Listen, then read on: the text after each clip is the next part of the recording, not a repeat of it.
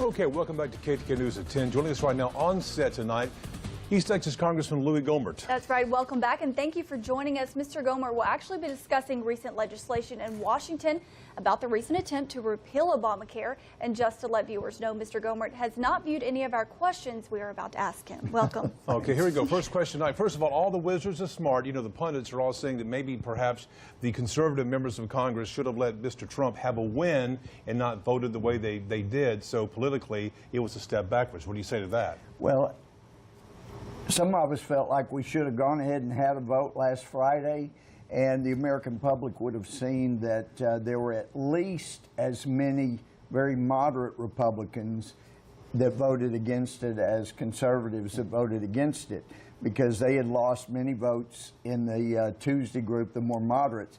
So we were thinking at that time, Priebus is probably setting this up.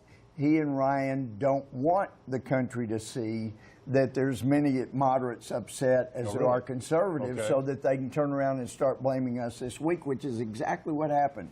So anyway, but I was just on a conference call with thousands of people in East Texas. Still, regardless of what President Trump says, most people do not want us to pass a bill, which this one does, which will raise rates for the next 2 years. We're told after the election in 2018, rates may come down 10%, but for most people, they were likely double over the next 2 years. People I talk to can't handle rates doubling another 75 to 100% over the next 2 years. So I know there were people like Dr. in Longview that were saying, oh, he's a purist, Gohmert would never agree on anything. We agreed twice with the president when we were there. Once we agreed with him and said, look, all we're asking, we'll forget all the others if you will just put the provisions in there that will bring down the rates. Because there's so much mandatory coverage in Obamacare. If you're say 64 and a man, and you have no intention to do a sex change, you still got to have maternity care, and you're still paying for it. Knock out the mandatory things, let people choose what they want in there. The rates would come down within 2 years, and the president agreed to that. And then in comes Priebus. You can't agree to that. Is he giving bad advice? He's giving very bad advice. He's giving very bad advice, and actually the chief of staff is the gatekeeper, and I don't know that it made a lot of noise.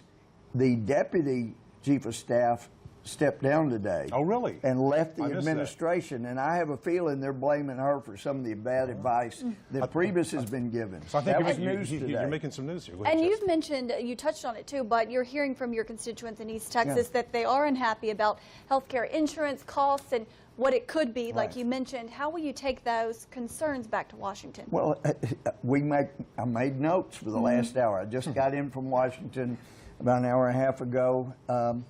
But they make a difference. I'm representing the people here. Another thing that really concerns East Texans, and I don't hear a lot in the national news, and there's not a lot on Fox News, but the fact is this Ryan bill includes a new entitlement program that redistributes wealth, and they're calling it a tax credit, like the child tax credit.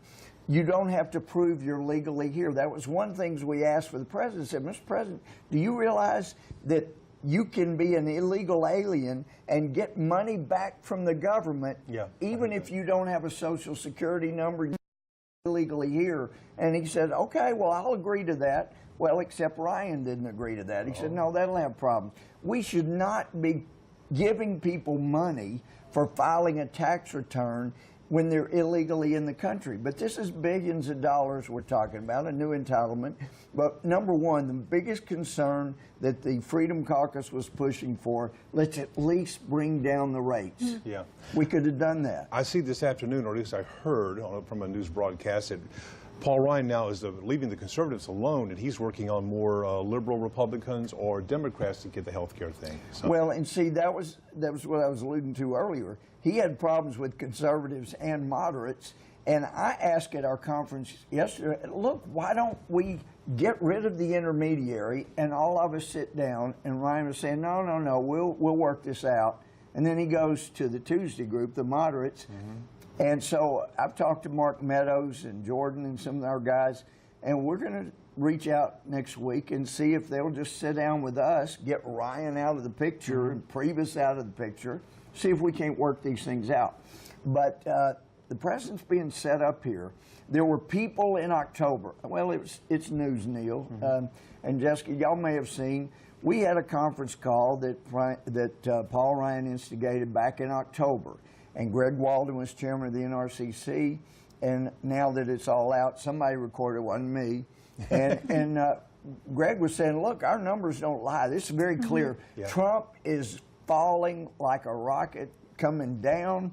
And it is even, and Paul said, it's even more important now that we keep the majority. Everybody needs to abandon Trump so he doesn't bring you down with them. This is in October, Neil. Abandon Trump, save yourself, because now that we know Trump can't win, it's even more important that we keep the majority. And I was like 4th, 5th, 6th, somewhere in there, 12 callers, they took comments, and we were all livid. If Trump, you abandon Trump, are you kidding me? And my comment, you're saying we can hold President Hillary Clinton accountable? How? You haven't let us hold Koskinen accountable, Eric Holder accountable, you know, Lois Lerner. Right.